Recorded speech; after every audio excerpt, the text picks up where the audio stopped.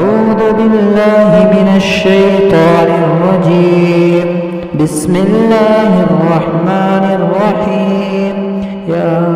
ياسين والقرآن الحكيم إنك لمن المرسلين على صراط مستقيم تنزيل العزيز الرحيم لتنذر قوما ما أنذر آباؤهم فهم غافلون لقد حق القول على أكثرهم فهم لا يؤمنون إنا جعلنا في أعناقهم أغلالا فهي إلى الأذقان فهم مقمحون وجعلنا من بين أيديهم سدا ومن خلفهم سدا